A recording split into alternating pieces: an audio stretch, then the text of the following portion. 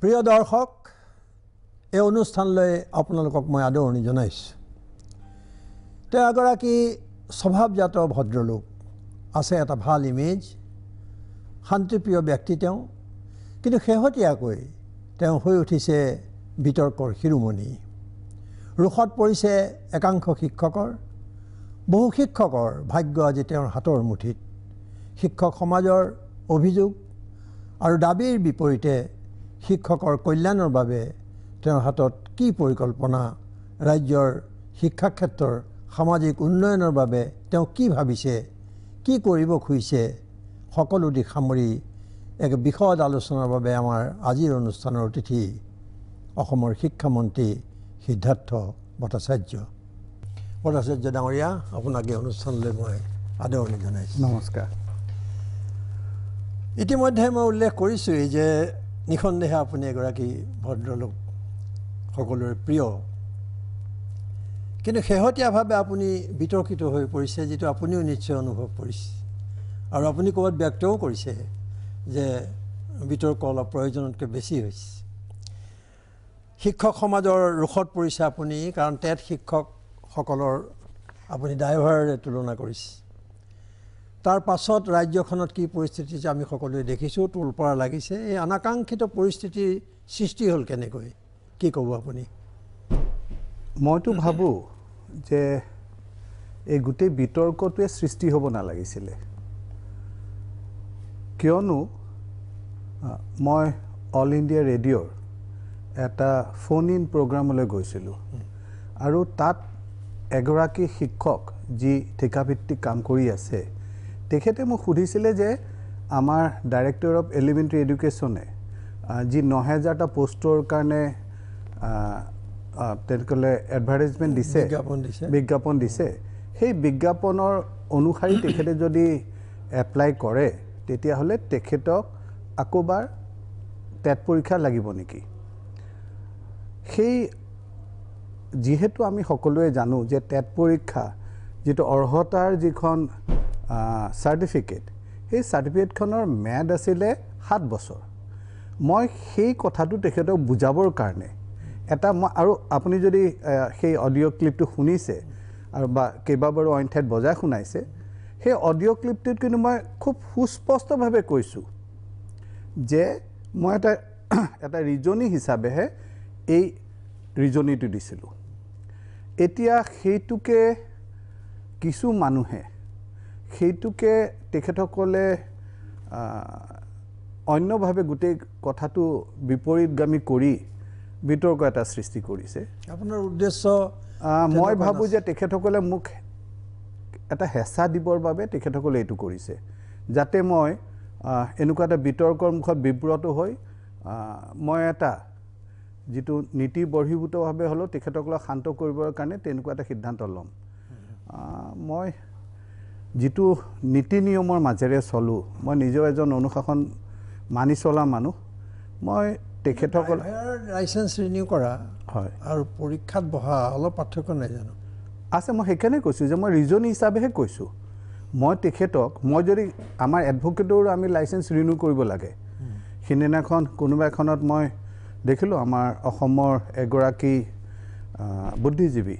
মাইনী মহন্ত, তেখেতেও সেই কথাটো কৈছে যে সকলো যিকোনো এখন আমাৰ যেতিয়া এখন নথি দিয়ে, সেই নথিখনৰ ম্যাদ যিটো থাকে,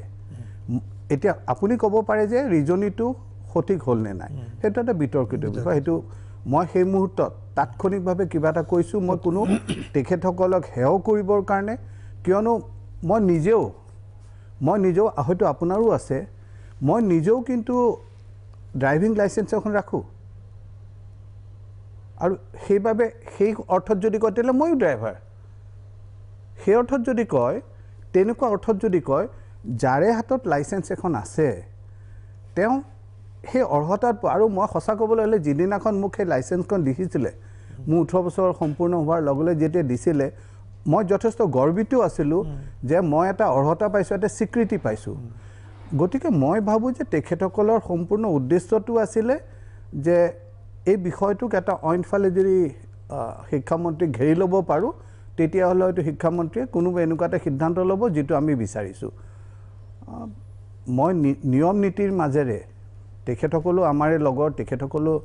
আমাৰে বিভাগৰ শিক্ষক তেখেতসকলক নীতি নিয়মৰ মাজেৰে তেখেতসকলৰ হৈ যিখিনি কৰিব লাগে গোটেইখিনি মই প্ৰচেষ্টা কৰি আছোঁ কিন্তু মোক হেঁচা দি পেলাই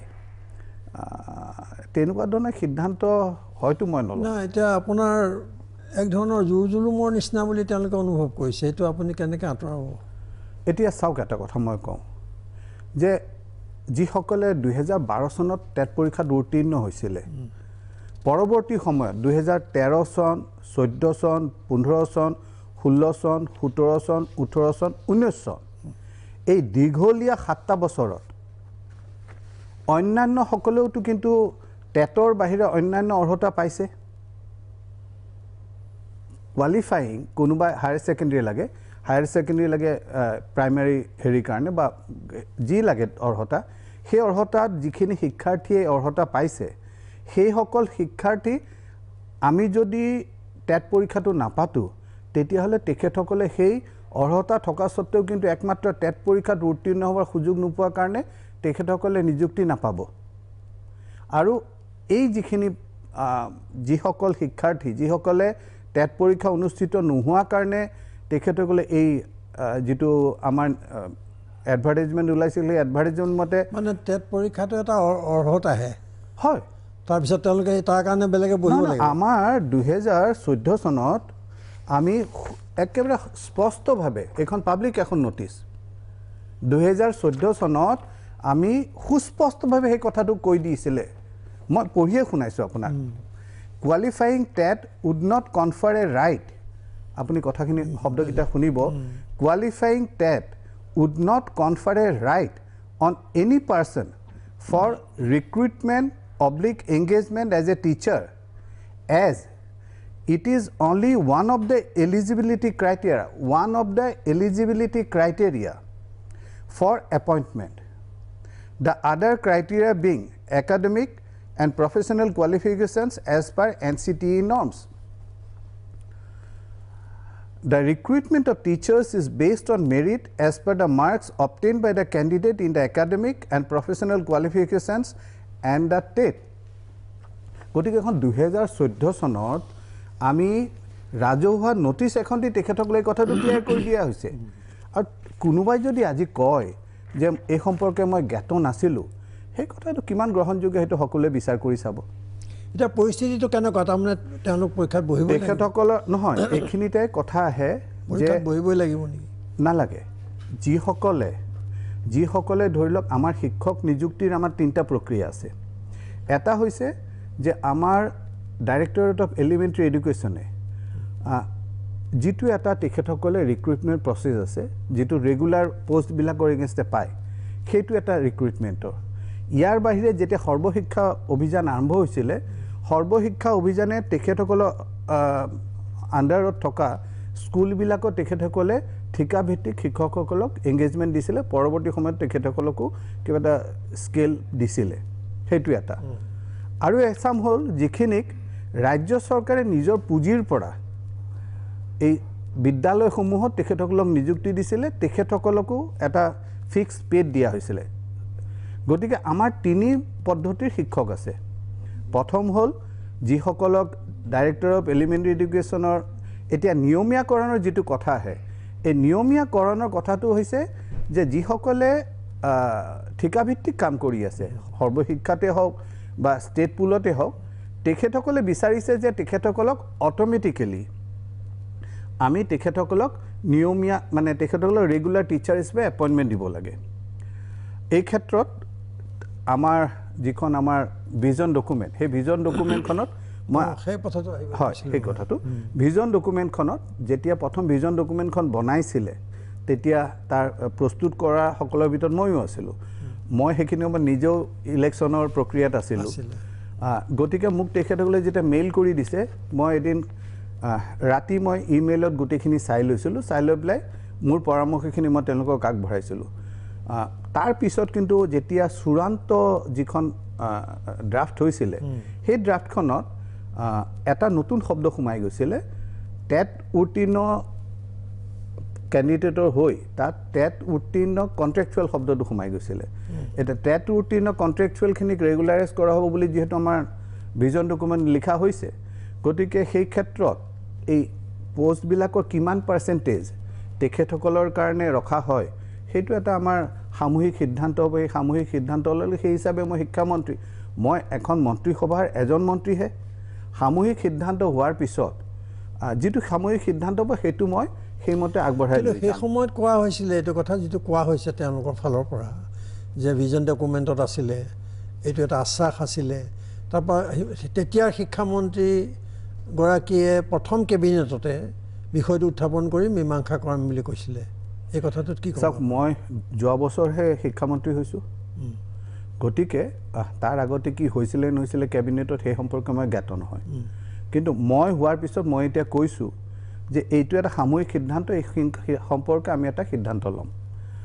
এতিয়া হয়তো আমি খুব কেতিয়া ল'ম সেইটো আমাৰ কেবিনেটত আমি সেইটো ডিছকাছ কৰিম বা আমাৰ যিটো সামূহিক বৈঠক হয় তাত আমি ডিছকাছ কৰিম এই সংক্ৰান্তত চৰকাৰে যি সিদ্ধান্ত লয় সেই সিদ্ধান্ত মই বলবৎ কৰিম তাৰমানে আপুনি এইটো কৈ দিয়া নাই যে এইটো একেবাৰে বন্ধ হৈছে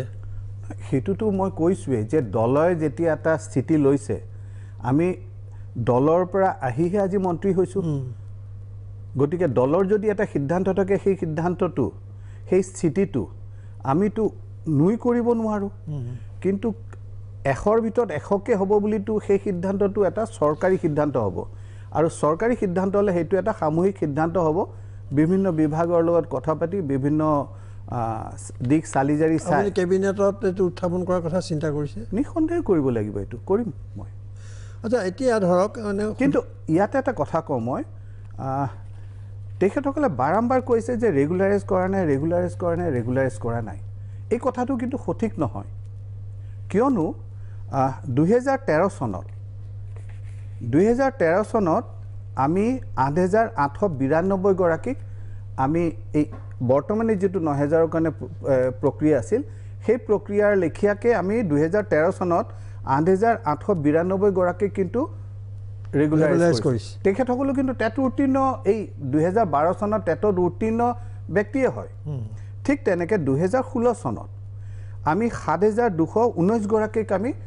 ৰেগুলাৰ কৰিছোঁ যিটো নিয়মীয়াকৰণ বুলি কয় সেই নিয়মীয়াকৰণ তেখেতসকলো কিন্তু এই টেট গ্ৰুপৰে হয়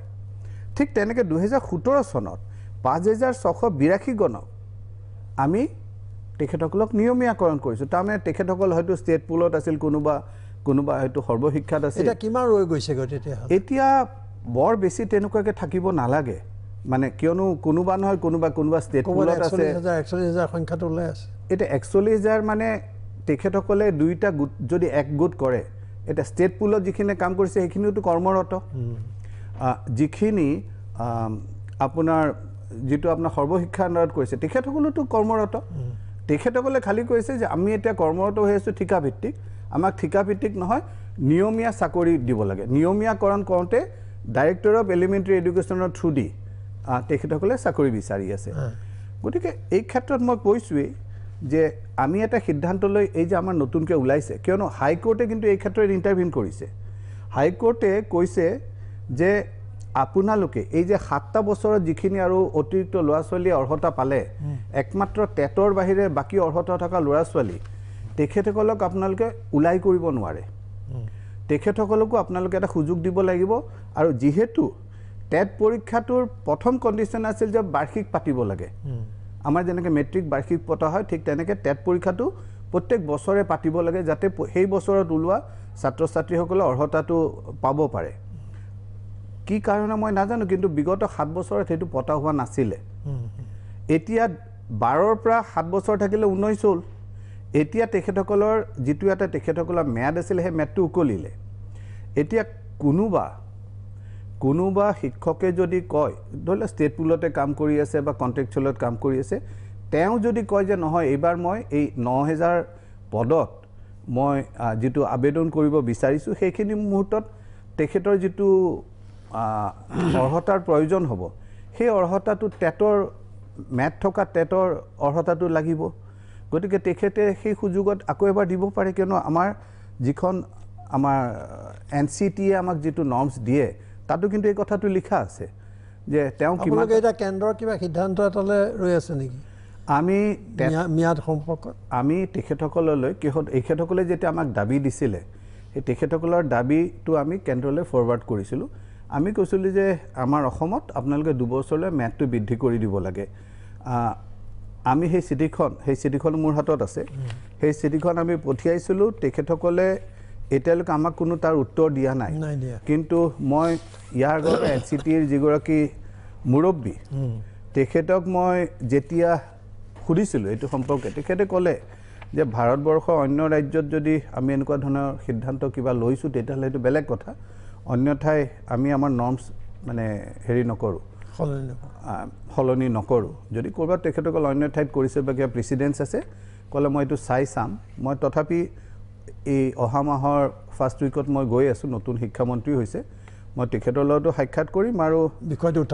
উত্থাপন কৰিম তেওঁলোকে যে 29 তাৰিখে এটা আন্দোলনৰ কাৰ্যসূচী ঘোষণা কৰিছে দিছপুৰ ঘেৰাও সেই সম্পৰ্কত আপুনি কি ক'ব মানে তাৰ আগতে কিবা ব্যৱস্থা বা ডায়লগৰ কিবা আলোচনাৰ তেখেতসকলে মাজতে কোনোবা এগৰাকী আহিছিল তেখেতসকলে মানে দুই পক্ষৰ মাজত তেখেতে মই ক'লোঁ মইতো সদায় লগ কৰিব বিচাৰোঁ কিন্তু কথাটো হৈছে যে তেখেতসকলে কোনদিনাখন আহিব কি আহিব সেইটো মই জানিব লাগিব তে যোৱাকালি মোক জনালে যে তেখেতসকলে 27 বা 28 তাৰিখৰ ভিতৰত এদিন তেখেতসকল আহিব মই আহক আমি কথা পাতিম যিখিনি কথা মই টেলিভিছনৰ মজিয়াত কৈ আছোঁ বা ষ্টুডিঅ'ত বহি কৈছোঁ সেই কথাখিনি মই তেখেতসকলৰ লগতে কাগজ পত্ৰ দেখুৱাই তেখেতসকলেও যি আছে সেইখিনি দেখুৱাওক আমাৰখিনি যিখিনি আমি দেখুৱাওঁ এটা সমাধান ওলাওঁ কিয়নো মই এটা কথা ক'ব পাৰোঁ যে যিসকলে চাকৰি কৰি আছে তেখেতসকলৰ ক্ষেত্ৰত তেখেতসকলেতো চাকৰি কৰিয়ে আছে তেখেতসকলৰ বেলেগ চাকৰিত যাব খুজিলে তেখেতে এটা অৰ্হতা আকৌ এবাৰ পাব লাগিব সেইটো এটা বেলেগ কথা ম্যাদটো বৃদ্ধি কৰি ল'ব লাগিব কিন্তু যিখিনি ধৰি লওক কণ্ট্ৰেকচুৱেল মানে সৰ্বশিক্ষাত কৰি আছে বা যিখিনি ষ্টেট পুলত কৰি আছে তেখেতসকলকতো আমি কোনো দিগদাৰ দিয়া নাই তেখেতসকলেতো চাকৰি কৰিয়ে আছে গতিকে তেখেতসকল কিহৰ কাৰণে তেখেত আতংকিত হৈছে কিহৰ কাৰণে তেখেতলে সন্দেহাহীন হৈছে মই সেইটো কথাটো আপোনালোকে বহি পেলাই কেতিয়াও পতা নাই কেতিয়া নহয় এইটো আমি তেখেতসকলক কেতিয়াবা ক'ব লাগিবতো আমিতো কোনোদিন তেখেতসকলক কোৱা নাই যে আপোনালোকৰ এই চাকৰিটো কিন্তু আমি অমুক তাৰিখৰ পৰা নাৰাখোঁ বা নকৰোঁ মই বুজি পোৱা নাই তেখেতসকলে যে আপোনাক আলোচনাৰ কাৰণে সময় বিচাৰিব আপুনি এটা আহ্বান নজনাব বা নামাতিব এনেকুৱা কথা আছে নেকি নাই মইতো কৈছোঁৱেই লেট দেম কাম দে কেন কাম 27 বা 28 তাৰিখে প্ৰথমে হৈছিল যে 29 আৰু 30 তাৰিখে তাত কিবা মীমাংসা ওলাব বুলি আপুনি আশা কৰে নে নিঃসন্দেহে মানুহ আশাতে জীয়াই থাকে তাৰমানে আপুনি 27 বা 28 যিটো আলোচনা হ'ব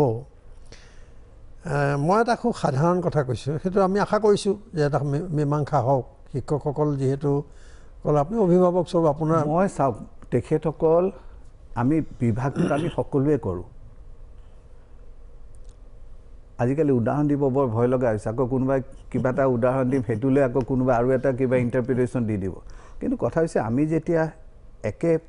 একেলগে কাম কৰোঁ এটা বিভাগৰ আমি অংশ সেই অংশ যদি হয় আমি সকলোৱে মিলি পেলাই বিভাগটোৰ কথা চিন্তা কৰিব লাগিব আৰু এইটো কেতিয়াও নহয় যে মন্ত্ৰী এপিনে যাব পৰিৱেশটো সৃষ্টি কৰিবলৈ অলপমান খং কৰিছে নেকি প্ৰয়োজনতকৈ তেওঁলোকক বেছি আপুনি চাগে ছ'চিয়েল মিডিয়াত তেখেতসকলে মোৰ সম্পৰ্কে কেনেকুৱা অশালীন মন্তব্যবোৰ কৰি আছে সেইটো চাগে মন কৰা নাই ক্ৰিয়াৰ প্ৰতিক্ৰিয়া চাগে ক্ৰিয়া প্ৰতিক্ৰিয়া নহয় মই ক্ৰিয়া ধৰি লওক মই যদি কিবা এটা বেয়া কথা ক'লোঁ হয় তেখেতসকলে ৰিয়েকশ্যন কৰিলে আই কেন আণ্ডাৰষ্টেণ্ড কিন্তু তেখেতসকলৰ ভাষা দেখিলে অশালীন ভাষা দেখিলে সেইটো ছ'চিয়েল মিডিয়াত হৈছে এতিয়া ছ'চিয়েল মিডিয়াত হ'লে that is not something which is good for society একেবাৰে বেয়া যিসকল ব্যক্তিয়ে আমাৰ উত্তৰ পুৰুষসকলক শিক্ষা দি তেখেতসকলক ভৱিষ্যতৰ নাগৰিক হিচাপে গঢ় দিয়ে তেখেতসকলৰ যদি ভাষা বাহিৰৰ কিছুমান মানুহে নুবুজাকৈও কিন্তু মতামত দিয়ে তাত ছ'চিয়েল মিডিয়াত এইটো এটা কৰে সেইটো আৰু এতিয়া কি ক'ম আৰু সেইটোলৈ মোৰ ক'বলৈ একো নাই কিন্তু তেখেতসকলৰ যিসকল মন্তব্য দিয়ে সেই মন্তব্যবোৰ কিমান আপুনি গ্ৰহণযোগ্য সেইটো নিজে ভাবিছোঁ তেখেতসকলে সেই শব্দবোৰ তেখেতসকলৰ ল'ৰা ছোৱালীয়ে বা তেখেতসকলৰ কোনোবা এনেকুৱা ল'ৰা ছোৱালীয়ে যদি সেই শব্দবোৰ পঢ়ে বা তেখেতসকলৰ সম্পৰ্কে যদি সেই শব্দবোৰ কোনোবাই ব্যৱহাৰ কৰে তেখেতৰ গাত কিমান লাগিব ভাবিব মইতো ভাবোঁ যে মই যথেষ্ট হজম কৰিব পাৰোঁ কাৰণে সংযত হৈ আছে না আমি আশা কৰিম যাতে ব্যৱধানটো সোনকালে আঁতৰে এটা মীমাংসা ৰূপত কিন্তু মই এনে এটা সাধাৰণ প্ৰশ্ন কৰিছোঁ যে আমাৰ শিক্ষা অনুষ্ঠানবিলাকত শিক্ষকৰ সংখ্যা কম কিছু কিছু জেগাত নাই এইবোৰ অভিযোগ সদায় আহে তেনেস্থলত এওঁলোকক কাম কৰি দিবলৈ মানে নিয়মীয়াকৰণ কৰি কাম কৰিবলৈ দিয়াত অসুবিধাটো কি আমি কৈছোঁৱেই যে তেখেতসকলে কাম কৰি থকা নাই নেকি যিসকল ঠিকাভিত্তিক শিক্ষক তেখেতসকলে কাম কৰা নাই নেকি তেখেতসকলে কাম কৰি আছে ষ্টেট পুলৰ যিখিনি কৰিছে যিখিনি সৰ্বশিক্ষাৰ অন্তৰ্ভুক্ত হৈ কৰি আছে তেখেতসকলেও কাম কৰি আছে খালি চাকৰি বয়স কিছুমানৰ কৰিবলৈ এতিয়া চাকৰি বয়স চাওক এটা মই আপুনি 2012 চনত আপুনি অৰ্হতা পাইছে তাৰপিছত যদি মই কোনো সুযোগ নিদিলোঁ হয় তেতিয়াহ'লে মই বুলি নহয় শিক্ষা বিভাগে যে তেখেতসকলে 13 চনত পাইছে 16 চনত পাইছে 17 চনত পাইছে তেখেতসকলৰ লগৰ মই কৈছোঁ আপোনাক এইমাত্ৰ ফিগাৰটোও ক'লোঁ প্ৰায় 21,000 মানুহে 21,793 জন ব্যক্তিয়ে তেখেতসকল আমাৰ যিটো ডাইৰেক্টৰ অফ এলিমেণ্টাৰী এডুকেশ্যনৰ আণ্ডাৰৰ যিটো তেখেতে নিয়মীয়াকৰণ কয় সেই ৰেগুলাৰ পোষ্টত তেখেতসকল এপইণ্টেডো হৈছে এখেতসকলৰ মাজৰে পৰাইতো হৈছে এই 21,000 মানুহ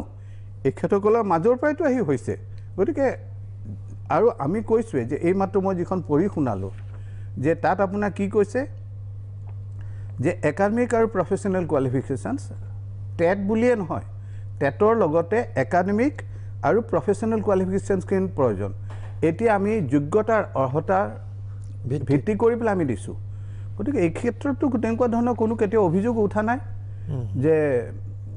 মই অৱশ্যে এটা বছৰে হৈছোঁ কিন্তু তাৰ আগতেও মই এইটো শুনা নাই যে এই ক্ষেত্ৰত অৰ্হতা নোহোৱা মানুহকো দিয়া হৈছে আৰু আজিৰ দিনত কোনোবা যদি তেনেকুৱা এটা কাম কৰে নিঃসন্দেহে সেই বিষয়টো ন্যায়ালয়ৰ মজিয়ালৈ গ'ল হয় গতিকে আজিলৈকেতো মই শুনা নাই যে টেট পৰীক্ষাত যিসকল মানুহ এই মানে ৰেগুলাৰ প্ৰচেছটোত অৰ্হতাবিহীন মানুহক দিয়া হৈছে গতিকে তেখেতসকলক যোগ্যতা আৰু অৰ্হতাৰ ওপৰতে তেখেতসকলৰ যিটো চাকৰি মানে ডাইৰেক্টৰ অফ এলিমেণ্টাৰী এডুকেশ্যন তেওঁলোকে এনেকুৱাটো বিচাৰিছে নেকি যে অৱসৰ বয়সলৈকে এইটো কৰি থাকিবলৈ দিয়া হওক 60 বছৰ তেখেতসকলেতো তেতিয়ালৈকে ৰেগুলাৰ যিখিনি হয় তেখেতসকল চৰকাৰী কৰ্মচাৰী হয় আৰু যিসকলে ধৰি লওক এতিয়া ষ্টেট পুলত বা সৰ্বশিক্ষাৰ আণ্ডাৰত কৰি আছে তেখেতসকলৰ যিবোৰ পদ কৰি আছে এই পদবোৰ কি আমাৰ নলগা হৈ যাব নেকি কিন্তু আপুনি যেতিয়া যিকোনো এটা চাকৰিত যোগদান কৰে যোগদান কৰাৰ সময়ত আপুনি জানে যে কি চৰ্ত সাপেক্ষে আপোনাক চাকৰিটো দিয়া হৈছে চাকৰিটো লৈ উঠি আপুনি ক'ব নোৱাৰে যে মই চৰ্তবোৰ নাজানিছিলোঁ গতিকে সেই ক্ষেত্ৰত যদি যুক্তিৰে চাই মই যুক্তিৰে যাবই খোজা নাই মই এইটোৱে তেখেতসকলক আশ্বস্ত কৰিব খোজোঁ বাৰ বাৰ যে আপোনালোকে যিবোৰ কৰি আছে সেইবোৰৰ ক্ষেত্ৰতো আমি কেতিয়াও তেনেকুৱা ধৰণৰ কোনো আমি বিৰোধিতা কৰা নাই আপোনালোকে কৰি আছে কৰি থাকিব কিয়নো সেই স্কুলবিলাকত শিক্ষক নালাগিব নেকি লাগিব আপোনালোকৰ নিযুক্তি প্ৰক্ৰিয়াটোৰ সম্পৰ্কে আপোনালোকৰ কিছু ক'বলগীয়া আছে সেই সম্পৰ্কে আমি কৈছোঁ যে আমি যিহেতু আমাৰ ভিজন ডকুমেণ্টৰ কথাটো আহিছিল সেই ভিজন ডকুমেণ্ট যিহেতু কথাটো আহিছিল গতিকে সেই সম্পৰ্কে আমি এটা সামূহিক সিদ্ধান্ত লৈ সেইটো আমি বলবৎ কৰিম এতিয়া 100 জনৰ ভিতৰত 100 জনকেই মই দিব নোৱাৰোঁ কিয় দিব নোৱাৰোঁ তেতিয়াহ'লে কালিলৈ সেইটো ন্যায়ালয়ত গুচি যাব ন্যায়ালয়ে কোৱা বাবে আমি আকৌ টেট পাতিবলগীয়া হৈছে গতিকে ন্যায়ালয়ৰ নিৰ্দেশত যিটো পতা হৈছে সেই সন্তান্তত কোনোবা যদি ন্যায়ালয়ৰ ওচৰলৈ যায় ন্যায়ালয়ৰ নিৰ্দেশ আমি মানিবলৈ বাধ্য আমি আহিম আকৌ অন্যান্য প্ৰসংগলৈ খন্তেক পিছত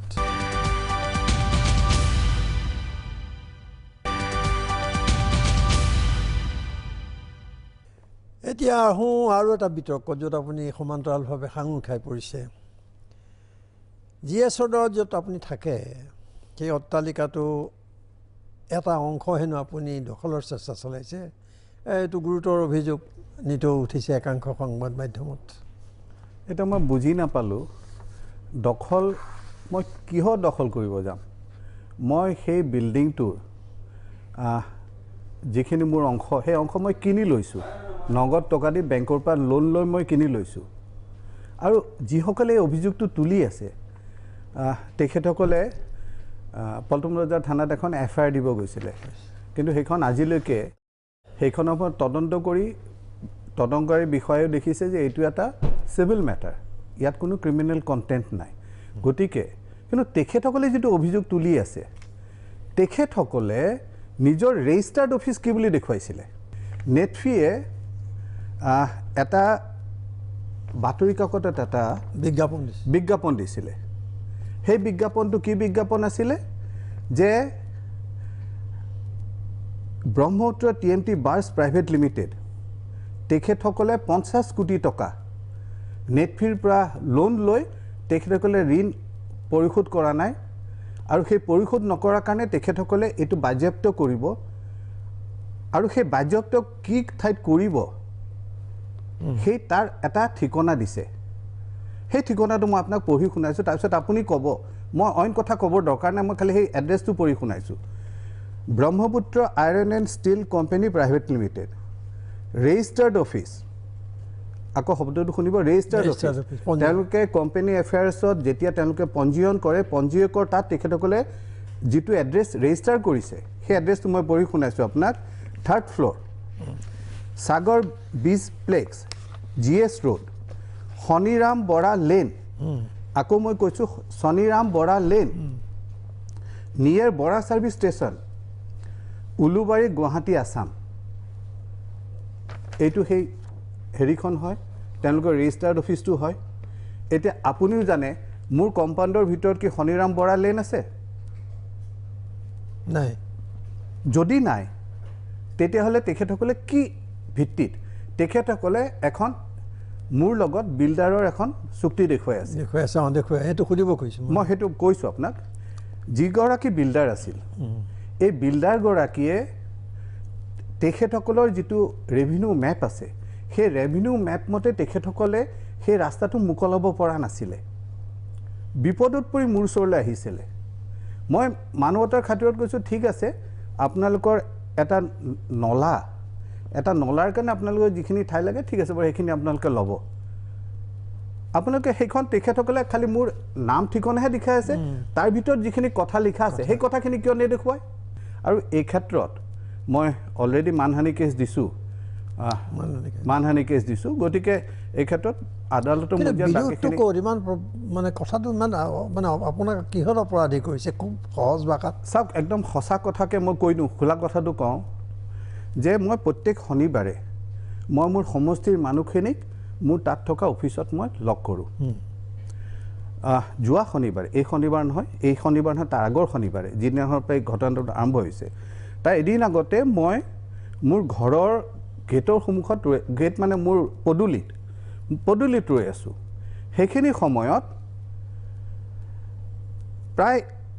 60-70 কিলোমিটাৰ বেগেৰে এখন অডি গাড়ী সোমাই আহি প্ৰায়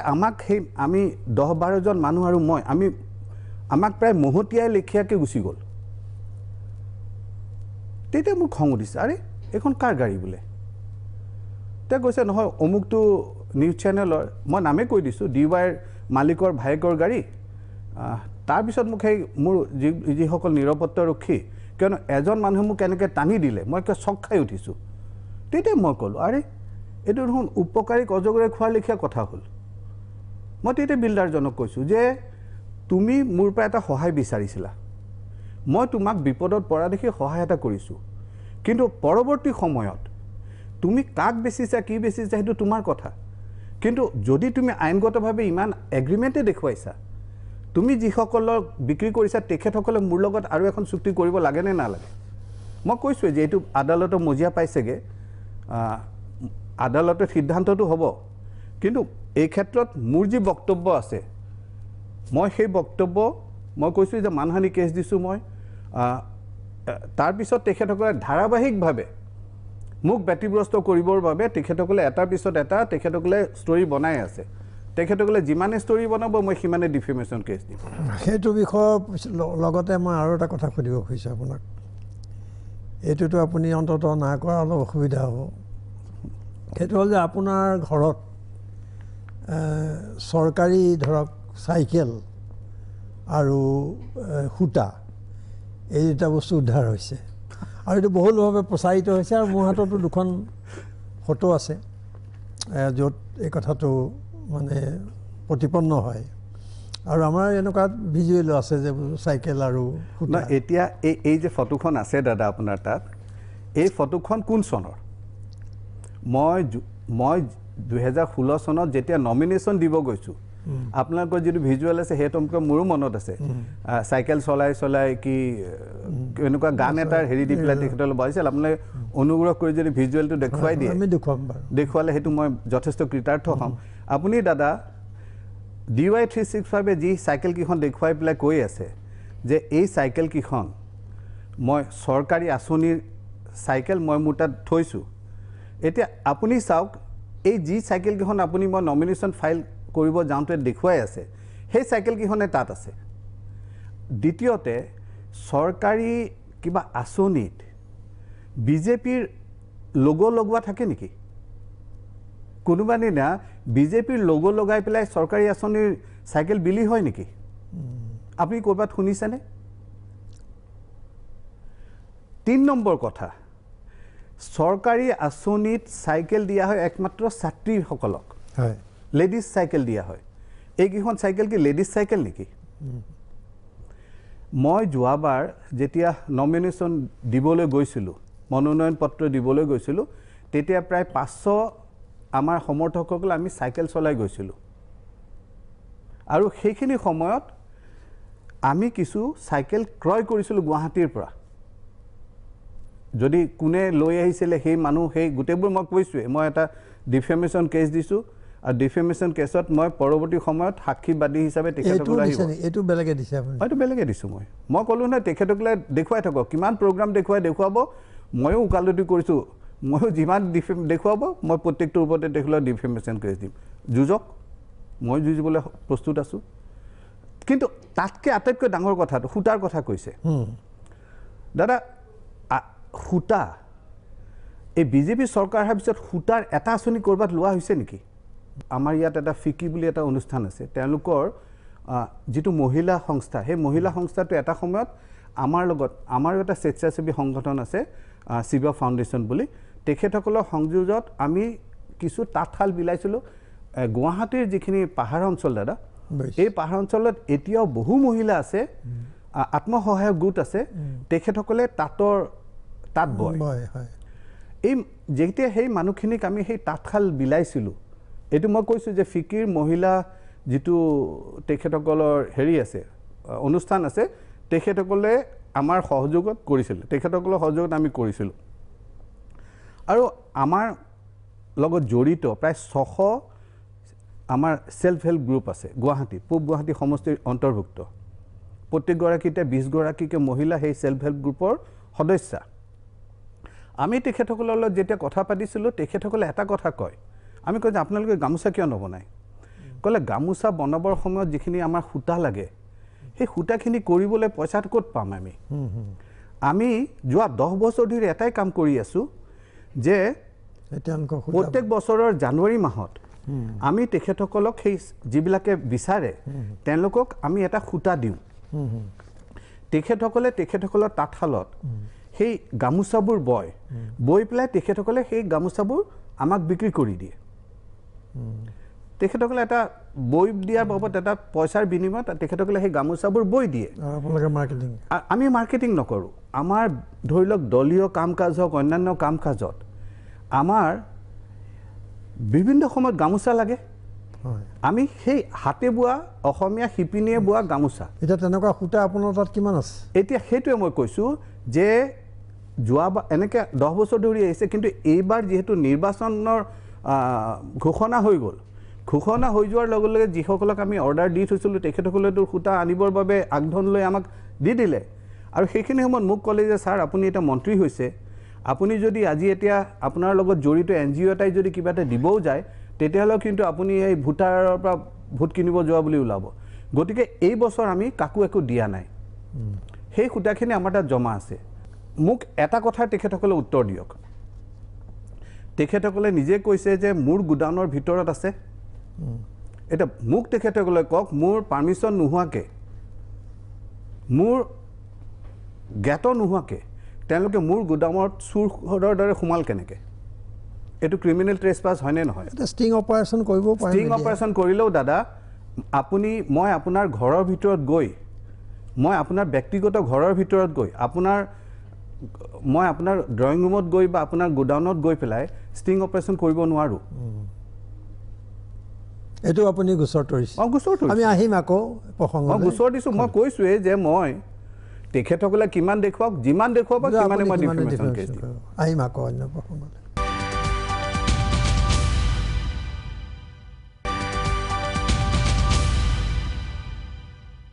এতিয়া আহোঁ এটা আন অভিযোগলৈ সেইটো হ'ল যে আপুনি বিধায়ক আৱাসত মানে MLA হোষ্টেলত আপোনাৰ কোৱাৰ্টাৰত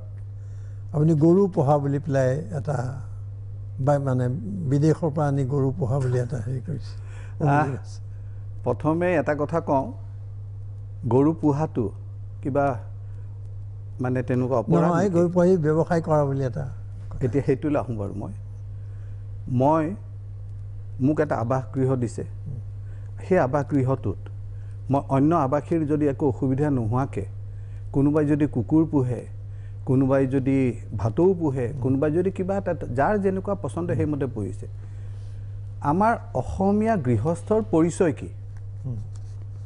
আমাৰ অসমীয়া এখন গৃহস্থৰ পৰিচয় হৈছে গোহালিত গৰু পুখুৰীত মাছ বাৰীত তামোল পাণ আমাৰ বিহু যেতিয়া হয় বিহুৰ প্ৰথম দিনাখনে গৰু বিহু পাতে মই এজন অসমীয়া মানুহ মই এজন হিন্দু মই যদি গৌ মাতাক মই এটা শ্ৰদ্ধা কৰি মই ৰাতিপুৱা মোৰ যি চৌহদ এই চৌহদত গৰুৰে মই যদি সেৱা কৰি মই মোৰ দিনটো আৰম্ভ কৰোঁ তাত কাৰ কি ক'বলগীয়া আছে মোৰ কি ধৰ্মৰ অধিকাৰ নাই নেকি দাদা আপুনি জানেনে তাত যিখিনি গাখীৰ মই এইবিলাক ক'ব বৰ নিবিচাৰোঁ কিন্তু এই আমি যিখিনি গাখীৰ হয় মই জীৱনত এক টোপ গাখীৰো কাকো বিক্ৰী কৰা নাই কিমান গাখীৰ দিনটোত আমাৰ তাত প্ৰায় 60-70 লিটাৰ গাখীৰ ওলায় আৰু আপোনাক মই আজি কৈছোঁ এবছৰ ধৰি ধাৰাবাহিকভাৱে প্ৰত্যেক দিনাখনে যেতিয়াই স্কুল খোলা থাকে আমাৰ গুৱাহাটীৰ যিবোৰ অসমীয়া মাধ্যমৰ যিবোৰ আমাৰ প্ৰাথমিক বিদ্যালয় আছে যিবোৰত মিড ডে মিল দিয়া হয় সেই মিড ডে মিলত প্ৰত্যেকজন আমাৰ এটা শিডিউল আছে সেই শিডিউল মতে সেই স্কুলবিলাকত আমি প্ৰত্যেক দিনাখনে 200 ml আমি গাখীৰ গৰম কৰি সেই গাখীৰ খাব পৰাকৈ ল'ৰা ছোৱালীৰ বাবে আমাৰ মানুহে লৈ গৈ বিনামূলীয়াকৈ সেই ল'ৰা ছোৱালীবিলাকক প্ৰত্যেক দিনাখন আমি নিজে আগত থাকি খুৱাওঁ তেখেতসকলে এটা এনেকুৱা ধৰণৰ ধাৰণা দিব খোজে গৰুৰ ফাৰ্ম খুলিছে যেন মই তাত গাখীৰ গৰু পুহি মই মানে ৰাতিপুৱা গাখীৰ বিক্ৰী কৰিবলৈ ওলাই যাওঁ এইটো খুব বেয়া লাগে যেতিয়া সমাজৰ কাৰণে কিবা এটা কৰিবলৈ চলাইছে আপুনি এবছৰ হ'ল দাদা আপোনাৰ এইবাৰ মই আপোনালোকে জানে যে মই প্ৰত্যেক বছৰে মোৰ কাম কাজৰ কাৰ্যালয়ৰ পৰা এখন মই প্ৰতিবেদন প্ৰকাশ কৰোঁ এইবাৰৰ প্ৰতিবেদনটোতেও কোনখন স্কুলত দিয়া হৈছে কেতিয়া দিয়া হৈছে গোটেই কথাখিনি তথ্যখিনি লিখি থোৱা আছে তা আপোনাক মই এতিয়া দুটামান অসমৰ ছাত্ৰৰ লগত জড়িত বিষয় সুধিব খুজিছোঁ যে আমাৰ বহুত কনিষ্ঠ বিদ্যালয় মহাবিদ্যালয় অনুজ্ঞাপত্ৰহীনভাৱে মানে চলি আছে মানে এই আপুনি জুনিয়ৰ কলেজ সেইটো বিষয়ে জানে আপুনি হয় জানো এই ক্ষেত্ৰত আপুনি মন কৰিছে চাগে যে আমি পদক্ষেপ লৈছোঁ আৰু আমি এটা সমিতি গঠন কৰি দিছোঁ মই এইটো এটা ব্যক্তিখণ্ডৰ বিদ্যালয়ৰ ক্ষেত্ৰতো আছিলে এখন হেৰি কৰাৰ কথা হয় সেইটো কৰিছোঁ আমি কমিটি আমি গঠন কৰিছোঁ নিয়ন্ত্ৰণৰ কাৰণে তেখেতসকলে হৈ গ'ল নেকি এই ক্ষেত্ৰত কি বাৰু গঠন হ'ল গঠন হৈ গৈছে তেখেতসকলে কাম কাজ আৰম্ভ কৰিবই জুলাই মাহৰ আৰম্ভণিৰ পৰা তেখেতসকলে কাম কাজ আৰম্ভ কৰিব তাৰপিছত ৰিপৰ্ট দিব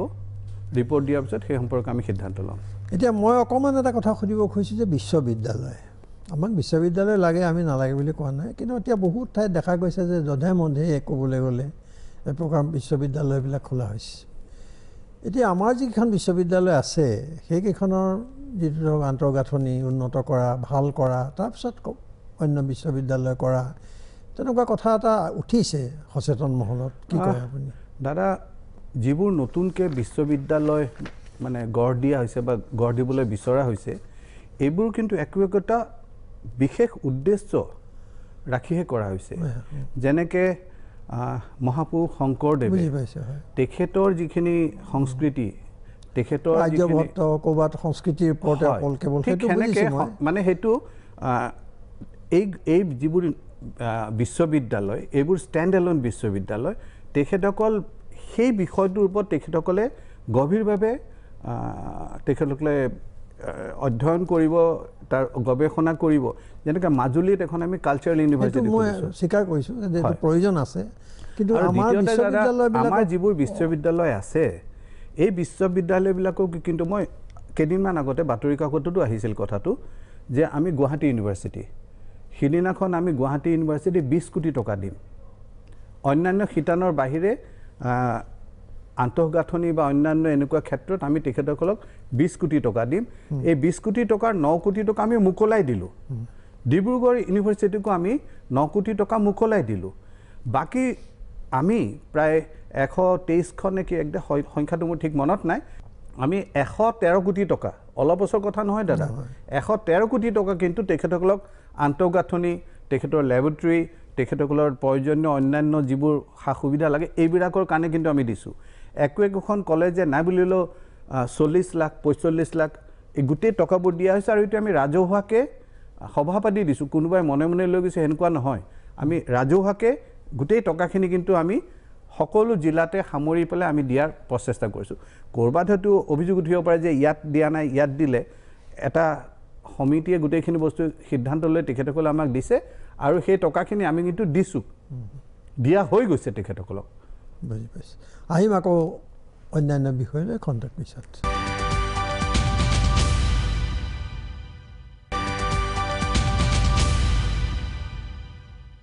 দুটা কথা সুধিবলৈ ৰৈ গৈছে প্ৰথমটো হ'ল যে পাঠ্যপুথি যোগানলৈ এটা খুব হুলস্থুলীয়া পৰিৱেশ হৈছে বহু ঠাইত চৰকাৰী পাঠ্যপুথি যিটো যোগানৰ কথা আছিল পোৱা নাই বুলি অভিযোগ উঠিছে আৰু একেলগে মই সুধি দিছোঁ আনটো কথা এইটো যে ইউনিফৰ্মৰ এনেকুৱা এটা খুব অসন্তুষ্টি আহিছিল আদালতৰ মজিয়ালৈকো গৈছিল বোধ কৰোঁ তেওঁলোকে ক'ব খোজে যে স্থানীয় বা আমাৰ যিটো থলুৱা ব্যৱসায়ীসকলক বঞ্চিত কৰাৰ কাৰণে ষড়যন্ত্ৰ কৰি বাহিৰৰ ব্যৱসায়িক দিবৰ কাৰণে ইউনিফৰ্মৰ নতুন ব্যৱস্থা কৰা হৈছে দাদা মই প্ৰথমে পাঠ্যপুথি ক'লে আহোঁ দাদা আমি আপুনি জানি আচৰিত হ'ব যে আমি অসমত 3 কোটিতকৈ অধিক পাঠ্যপুথি আমি বিনামূলীয়াকৈ ছাত্ৰ ছাত্ৰীৰ মাজত বিলি কৰোঁ আৰু এইটো 9টা ভাষাত অসমীয়া বড়ো নেপালী বাংলা হিন্দী মণিপুৰী গাৰো কাৰ্বি মাৰ ভাষাত আমি প্ৰকাশ কৰোঁ আৰু টাইটেল ৱাইজ মানে সাবজেক্টবিলাক আমি বিভিন্ন ভাষাত 17টা ভাষাত আমি প্ৰকাশ কৰোঁ আৰু এতিয়ালৈকে মোৰ হাতত তথ্য মোৰ বিষয়াসকলে মোক যেটো তথ্য দিছে সেইমতে আমি ক শ্ৰেণীৰ পৰা ক্লাছ 8 লৈকে আমি এতিয়ালৈকে 2,09,57,564 খন এতিয়া কথা হ'ব যে আমি এখিনি দিছোঁ ঠিক তেনেকৈ আমি 9 আৰু 10ত আমি আগষ্ট 2018 চনৰ আগষ্ট মাহতে আমি 1,06,97,193 খন দিছোঁ আমাৰ টোটেল ব্লক হৈছে এডুকেশ্যনেল ব্লক হৈছে 149 আৰু 9 পৰা 10 লৈ আমি যেটো দিছোঁ টোটেল টাইটেল হৈছে 160 খন এতিয়া আমি 11 আৰু 12তো আমি পাঠ্যপুথি দিছোঁ যিবোৰ অভিযোগ আহি আছে এই অভিযোগবোৰ মূলত আহিছে ধৰি লওক কেইদিনমান আগতে নলবাৰী জিলাৰ সম্পৰ্কে এটা বাতৰি কাকতত বাতৰি প্ৰকাশ হ'ল মই গোটেই সংশ্লিষ্ট বিষয়খিনিক মাতি আনিলোঁ তেখেতসকলে আহি ক'লে এই ক্ষেত্ৰত আমি যিখিনি তেখেতসকলে তাৰমানে এই 3 কোটি পাঠ্যপুথি ছপাব লাগিলে এইটো এটা খুব ডাঙৰ এটা পৰিকল্পনাৰ মাজেৰে কৰিব লাগে সময়মতে ছাত্ৰ ছাত্ৰীসকলক পাঠ্যপুথি দিবৰ কাৰণে মই যেটো সুধিলোঁ যে কিমান হ'ল তেতিয়া তেখেতসকলে ক'লে যে তেখেতসকলে এটা বিষয়ত 8 কিমানখন পাঠ্যপুথি কম পৰা বুলি কৈছিলে যেতিয়া হেতু ক'লে তেতিয়া মই তাৰ যিজন ইনস্পেক্টৰ স্কুলছ আছে তেখেত সিদিনাখন সেই বৈঠকলৈ নাহিলে তেওঁলোকৰ যিজন DEO deputy elementary education officer তেখেতক মই সুধিলোঁ তেখেত আহিছিল ডেকা ল'ৰা তেখেতে প্ৰথমে ক'লে নাই এইটো মানে আমি পোৱা নাই আমাৰ যেটো পাঠ্যপুথি আমাৰ আছে নিগম আছে নিগমৰ মেনেজিং ডাইৰেক্টৰে এখন চালান দেখুৱাই ক'লে যে আপুনি যে কৈছে 800 পুথি পোৱা নাই পঠিয়াইছোঁ আমি নহয় আমি আপোনালোকে যিমান বিচাৰিছিল আমি সিমানখিনি দিছোঁ এইটো আপোনালোকে ৰিচিভ কৰি লৈছে তেতিয়া যেতিয়া যে অতিৰিক্ত পাইছে নেকি ক'লে ছাৰ আমাৰ ব্যৱস্থা মতে এজন ছাত্ৰই যেতিয়াই আমাৰ শিক্ষা ব্যৱস্থা মানে সৰ্বশিক্ষাৰ অন্তৰ্ভুক্ত হয় সৰ্বশিক্ষাৰ স্কুল এখনৰ নাম লিখায় তেতিয়া তেখেতৰ এটা ডাইচ কোড দিয়া হয় আগতে যেনেকৈ ৰোল নাম্বাৰ দিয়া হৈছিলে এতিয়া আমাৰ সৰ্বশিক্ষা এটা ডাইচ কোড এজন ছাত্ৰৰ বিপৰীতে দিয়ে ক'লে এখেতসকলে যদি আমাক ডাইচ কোড দিয়া ছাত্ৰ ছাত্ৰীসকলৰ কথা কয় তেতিয়াহ'লে আমি তেখেতসকলৰ কিতাপ ছপাই আমি সেই কিতাপখিনি আকৌ দি দিম তেখেতসকলক যদিও আপুনিও জানে যে আপুনিও ছপা মাধ্যমৰ লগত জড়িত গতিকে আপুনিও এসময়ত আপুনি আছিল আপুনিও জানে যে য'ত 3 কোটি ছপোৱা হৈছে তাত 600 বা 700খন কিতাপ ছপোৱাটো যথেষ্ট বয় সাপেক্ষ হয় আৰু সময় সাপেক্ষ হয় কিয়নো 600খন কিতাপ কোনেও ছপাই দিব নোখোজে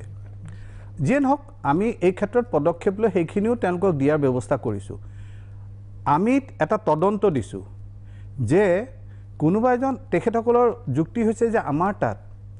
ব্যক্তিগত খণ্ডৰ পৰা এটা ল'ৰা ছোৱালীবিলাকে চৰকাৰী খণ্ডৰ ইমান উন্নতিৰ কাৰণে তেখেতসকলে আহি পেলাই নামভৰ্তি কৰিছে বৰ ভাল কথা যদি নামভৰ্তি কৰিছে তেতিয়াহ'লে সৰ্বশিক্ষাৰ অন্তৰ্ভুক্ত তেখেতসকলৰ এটা ডাইচ নম্বৰ থাকিব আমি ক'লোঁ যে আপোনালোকৰ তাত যে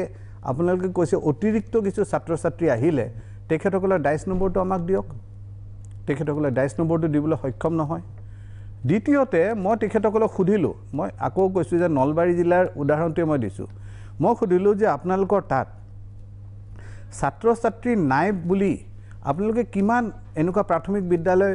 বন্ধ কৰি এমালগেমেট কৰি দিবলগীয়া হৈছে এফালে আপোনালোকে ছাত্ৰ ছাত্ৰী নাই বুলি একত্ৰীকৰণ কৰি আছে দুখন স্কুল মিলাই এখন কৰি দি আছে আৰু অইনফালে আপোনালোকে কৈছে যে অতিৰিক্ত আপোনালোকক ছাত্ৰ ছাত্ৰী অহাৰ কাৰণে আৰু অতিৰিক্ত কিতাপ লাগে এটা কোনটো হ'ব সেই সম্পৰ্কে আমি তদন্ত কৰিবলৈ দিছোঁ মুঠতে এই কথাখিনি যিধৰণে কোৱা হৈছে দ্বিতীয়তে এই পাঠ্যপুথিকৰ ক্ষেত্ৰত এটা কথা কওঁ যে আমাৰ যিটো ব্যৱস্থা এই ব্যৱস্থা মতে আমাৰ এটা বুক বেংক বুলি এটা কনচেপ্ট আছে কিবা কাৰণে ধৰি লওক ক'ৰবাত বোলে 10খন 15খন তাৰ পৰা সেই বুক বেংকৰ পৰা ল'ব পাৰে আৰু যেতিয়ালৈকে নতুন কিতাপ নাপায় নতুন কিতাপ আহি পোৱাৰ পিছত আমি গতিকে এইটো এটা সম্পূৰ্ণ উদ্দেশ্য প্ৰণোদিত আৰু সেইকাৰণে কৈছোঁ যে আমি এনকুৱাৰী দিছোঁ নলবাৰী জিলাক এটা দৃষ্টান্ত হিচাপে লৈ আমি এটা এনকুৱাৰী দিছোঁ আৰু দোষী বিষয়ক আমি এই ক্ষেত্ৰত শাস্তি এতিয়া খুব চমুকে আপুনি ইউনিফৰ্মৰ কথাটো উল্লেখ কৰক ইউনিফৰ্মৰ ক্ষেত্ৰত আমাৰ আৰু দুই এটা প্ৰসংগ আছে সময় কমিছে ইউনিফৰ্মৰ ক্ষেত্ৰত দাদা আপুনি মোক কওকচোন আমাৰ অসমত কেইটা কাপোৰৰ মিল আছে আমাৰ কাপোৰৰ মিল আছে নেকি আমাৰতো কাপোৰৰ মিল নাই আমি আগতে সৰ্বশিক্ষা আছিল সৰ্বশিক্ষাৰ পৰা সমগ্ৰ শিক্ষালৈ গৈছে আমি তাত কি কৰিছোঁ আমি ইউআই বুলি কয় এক্সপ্ৰেছন অফ ইণ্টাৰেষ্ট এখন টেণ্ডাৰ নহয় কিন্তু এক্সপ্ৰেছন অফ ইণ্টাৰেষ্ট আমি এখন যিসকল নিৰ্মাতাসকলক আমি কৈছোঁ যে আমাক এই কোৱালিটিৰ কাপোৰ লাগিব ইমানখিনি কাপোৰ লাগিব আৰু এইটো হাৰত লাগিব যদি আপোনালোক আগ্ৰহী হয় আপোনালোকে আপোনাৰ সেই আগ্ৰহটো আমাক আনুষ্ঠানিকভাৱে জ্ঞাপন কৰক আপুনি জানি সুখী হ'ব দাদা এতিয়া আদালতৰ মজিয়াত আছে গতিকে আমি কাক দিম কি দিম সেইটো আমি সিদ্ধান্ত লোৱা নাই কিন্তু আমি প্ৰক্ৰিয়াটো কি কৰিছোঁ আজি আমাৰ ওচৰলৈ 7খন মই নামবিলাক কৈ যাওঁ আপুনি তাৰপিছত ক'ব আমাৰ ল'ৰা ছোৱালীৰ কি এই মিলৰ বনোৱা কাপোৰ পিন্ধাৰ কি অধিকাৰ নাই নেকি আমাৰ তাত ৰেমন্স আহিছে OCM আহিছে আমাৰ তাত মফতলাল আহিছে আমাৰ ইণ্ডিয়ান আৰ্মি নেভি এয়াৰফ'ৰ্চক যিজনে কাপোৰ দিয়ে এছ ইণ্ডাষ্ট্ৰিজ বুলি এটা আছে এনেকৈ 7টা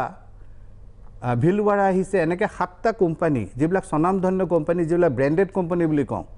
এই কোম্পানীবিলাকে কৈছে যে আমি আপোনালোকে যিটো নিৰ্ধাৰণ কৰিছে এই ৰেটত আমি আপোনালোকক কাপোৰ দিবলৈ সক্ষম আমাৰ হাতত প্ৰায় 37,000 স্কুললৈ এই আমালৈ যিটো টকা আহিছে 37,000 স্কুলৰ মেনেজমেণ্ট কমিটিলৈ আমি টকাটো পঠিয়াই দিছোঁ আমি খালি তেখেতসকলক কৈছোঁ যে আগতে আপোনালোকে কোন মিলৰ কি কাপোৰ ব্যৱহাৰ কৰিলে সেই মানদণ্ড নিৰূপণ কৰি দিয়া হোৱা নাছিলে আমি এতিয়া কৈছোঁ এই 7টা মিলৰ যিখিনি আমাৰ আহিছে এই মিলৰ আপোনালোকে এই মিলৰ কাপোৰৰ মানদণ্ড দাদা আমি কৈছোঁ যে আপোনালোকে এই 7টা মিলৰ কাৰ পৰা আপোনালোকে কাপোৰ লৈ কি লৈ আমাৰ কোনো ক'বলৈ নাই আপোনালোকৰ ল'ৰা ছোৱালীক এটা মানদণ্ড ধাৰ্য কৰি দিয়া মানদণ্ড মতে দিয়ক আৰু চিলাওঁতেও আমি তেওঁলোকক এটা ষ্টেণ্ডাৰ্ড কৰি দিছোঁ যে এইমতে আপোনালোকে গোটেই আপোনালোকৰ পেণ্টটোৱে হওক ছোৱালীৰ কাৰণে যিখিনি আছে গোটেইখিনি আপোনালোকে চিলাব লাগিব তেখেতসকলৰ কিবা যদি অভিযোগ আছে সেইটো আদালতৰ মজিয়াত আছে মই গতিকে এই সম্পৰ্কে কোনো মন্তব্য নকৰোঁ আমি আদালতত আমাৰ বক্তব্য ৰাখিছোঁ আশা কৰিছোঁ যে ন্যায়ালয়ে আমাৰ যিটো আমি বক্তব্য ৰাখিছোঁ সেই বক্তব্যৰ ন্যায্যতা স্বীকাৰ কৰি তেখেতসকলে এটা দিব ন্যায়ালয়ে যি সিদ্ধান্ত লয় সেই সিদ্ধান্ত আমি গ্ৰহণ কৰিম আকৌ আহিম অন্যান্য প্ৰসংগলৈ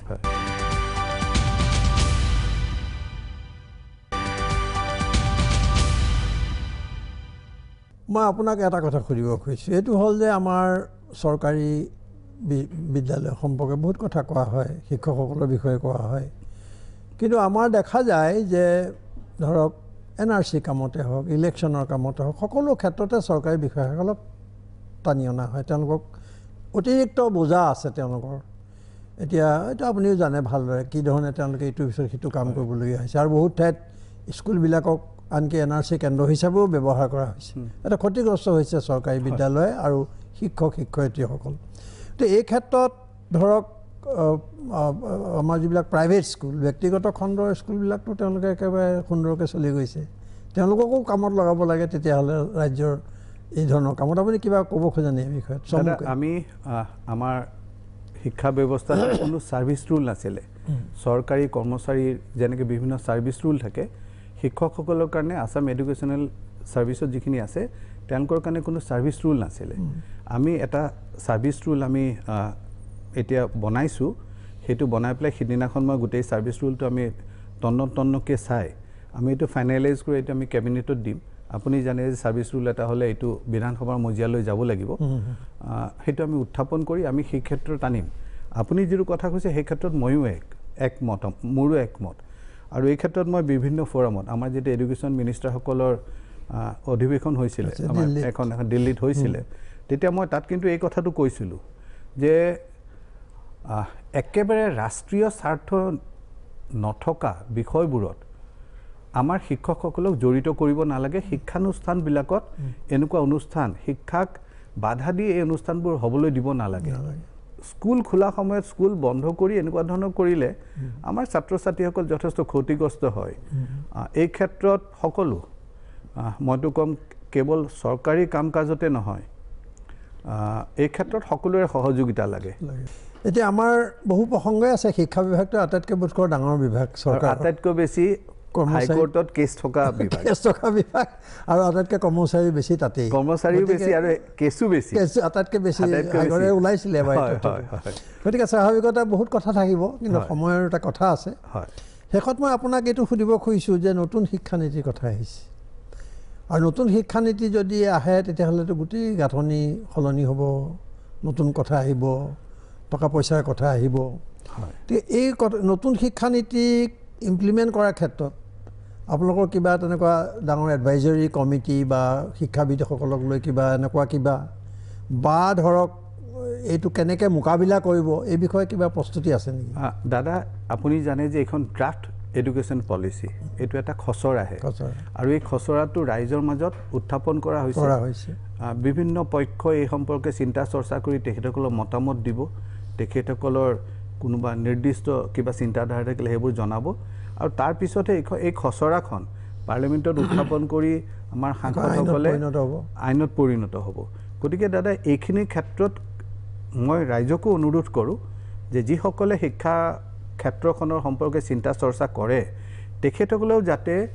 এই যিটো খচৰা আমাৰ শিক্ষানীতি এই খচৰা শিক্ষানীতি সম্পৰ্কে তেখেতসকলৰ যিটো মন্তব্য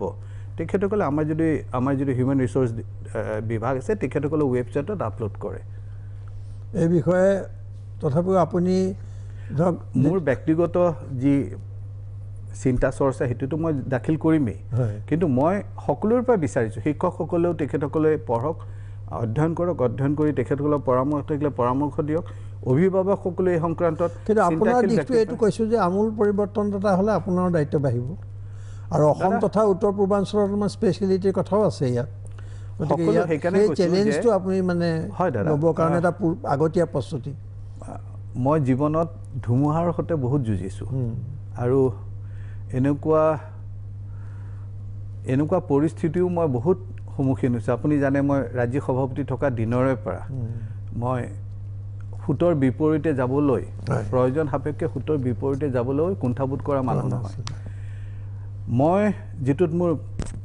নিজৰ এটা আত্মপ্ৰত্যয় আছে আৰু সেই আত্মপ্ৰত্যয়েৰে যিটো সত্য বুলি ভাবোঁ যিটো মই তত্ত্বনিষ্ঠ বুলি ভাবোঁ সেই কথা আখৰে আখৰে পালন কৰিবলৈ মই প্ৰচেষ্টা কৰোঁ নতুন শিক্ষানীতিৰ মাজেৰে আমাৰ এটা শিক্ষা জগতখনত মেকলে কৰি থৈ যোৱা সেই শিক্ষা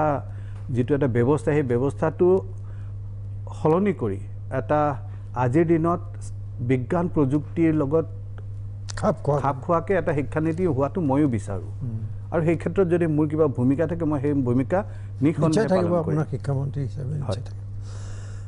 শেষত সময় কৈছোঁৱেই মই আছিলে কিন্তু শেষত মই এটা কথা সুধিবৰ মন গৈছে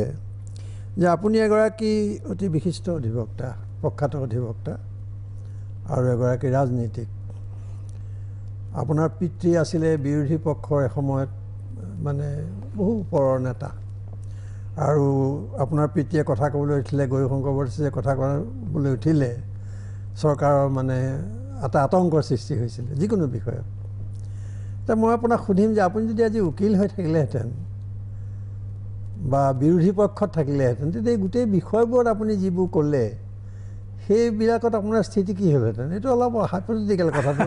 তথাপিও সুধিব মন যায় হয় হয় হয় হয় মোৰ পিতৃদেৱে গোটেই জীৱন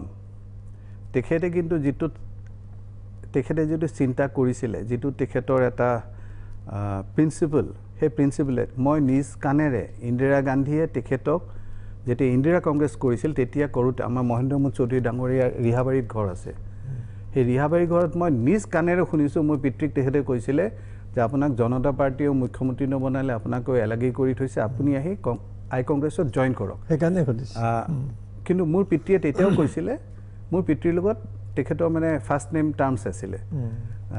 তেতিয়া মোৰ পিতৃয়ে কৈছিলে যে মই গোটেই জীৱন এটা সিদ্ধান্তত থাকিলেও সেই সিদ্ধান্তৰ পৰা মই আঁতৰি নাযাওঁ পৰৱৰ্তী সময়ত এইটো আকৌ মোৰ পিতৃৰ মহানতা আছিল যে মই যিটো এটা দৰ্শনত বিশ্বাস কৰোঁ ৰাজনৈতিক দৰ্শনত বিশ্বাস কৰোঁ তেখেতে কেতিয়াও কিন্তু মোক কোৱা নাই যে তই এইটো ৰাজনৈতিক দৰ্শনত কিয় কৰ তই এইটো নহয় এইটোহে কৰিব লাগিব তেখেতে মোক সেই যিটো ইণ্ডিপেণ্ডেন্স দিব লাগে স্বাধীনতাটো সেইটো দিছিলে মই যেতিয়া এই ভাৰতীয় জনতা পাৰ্টীৰ যিটো দৰ্শন সেই দৰ্শনৰ প্ৰতি আকৰ্ষিত হৈ যেতিয়া মই ভাৰতীয় জনতা পাৰ্টী কৰিছিলোঁ তেতিয়া মোক মোৰ পিতৃৰ লগত বা চা চিনাকি থকা বহুতো মানুহে হাঁহিছিলে যে তুমি যদি ৰাজনীতি কৰিব আহিলা তুমি আৰু দল বিচাৰি নাপালা নেকি এইটো দলহে পালা নেকি কিন্তু মোৰ তেতিয়াও দাদা কৈছোঁ মই যে সুতৰ বিপৰীতে যাবলৈ কিন্তু মই কেতিয়াও কুণ্ঠাবোধ নকৰোঁ মই সেই বিজেপিত যেতিয়া সোমাইছিলোঁ তেতিয়া সপোনতো কোনেও ভবা নাছিলে মোৰ প্ৰশ্নটো আছিলে যে আপোনাৰ তেনেকুৱা হ'লে ভূমিকাটো কি হ'লহেঁতেন আজি যদি আপোনাৰ অধিবক্তা শিক্ষকসকল আপোনাৰ ওচৰলৈ আহিছে ধৰক আটাইকেইটা যিকেইটা আমি পাতিলোঁ প্ৰসংগ কেছটো ল'লেহেঁতেন নে দাদা মই যদি অনুভৱ কৰোঁ যে তেখেতসকলৰ কেছটোত মেৰিট আছে তেতিয়াহ'লে মই গোচৰ ল'ম নহ'লে মই এই আমাৰ ইয়াত আপুনি যদি মোৰ উকালতি সময়ৰ মোৰ সতীৰ্থসকলকো সোধে তেখেতসকলেও আপোনাক এটা কথা ক'ব মই এই চিৰিজ কেছ কৰা মানুহ নহয় মই কেতিয়াও কিন্তু কোনোবা এনেকুৱা ধৰণৰ চিৰিজ কেছ কেতিয়াও কৰা নাই কিন্তু এনেকুৱা কেছো হয় মোৰ মনত পৰে মই এটা কোৰ্ট মাৰ্চিয়েল কেছ কৰিছিলোঁ যিজন আছিল এজন গোৰ্খা সৈনিক আছিল তেওঁ আহি পেলাই মোক যেতিয়া লগ কৰিব আহিছে আমাৰ বৰাপানীত হেৰিটো হৈছিল কোৰ্ট মাৰ্চিয়েলটো হৈছিল তেওঁ দিওঁতে তেওঁৰ হাতত এক পইচাও নাছিলে তেওঁ কোৰ্ট মাৰ্চিয়েল মানে হ'ব তেওঁ চাকৰিৰ পৰা বিতৰিত হৈছে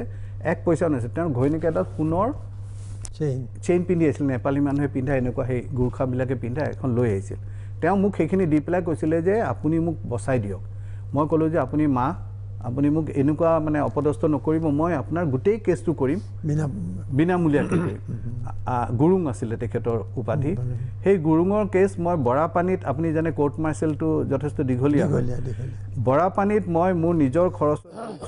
খৰচত গৈ তাত ওকালতি কৰিছোঁ কোৰ্ট মাৰ্চিয়েলটোত গুৰুঙক জিকাই দিছোঁ গুৰুঙে তাৰপিছত ক্ষতিপূৰণ পাইছে ক্ষতিপূৰণ পোৱাৰ পিছত তেখেতে কিঞ্চিত মোক কিবা মাননীও দি পঠিয়াইছে গতিকে দাদা মই কৈছোঁ যে মই যেতিয়া ওকালতি কৰিছিলোঁ তেতিয়া আপুনি কেছৰ মেৰিটটো চাইহে আপুনি মই কেছৰ মেৰিট চাইহে আপুনি ওকালতি কৰিছিলোঁ তাৰপিছত ডাঙৰীয়া সময় আমাক কৈছে যে ইমানতে সামৰিব লাগে আৰু আছে প্ৰসংগ আৰু শিক্ষা বিভাগ সদায় থাকিব বিষয় আপুনি নিজেই কৈছে যে আদালতৰ আটাইতকৈ বেছি গোচৰ আমি আকৌ লগ পাম আৰু বহু ব্যস্ততাৰ মাজত আজি আপুনি এইখিনি সময় দিয়াৰ কাৰণে আপোনাক বিশেষভাৱে ধন্যবাদ জনাইছোঁ ধন্যবাদ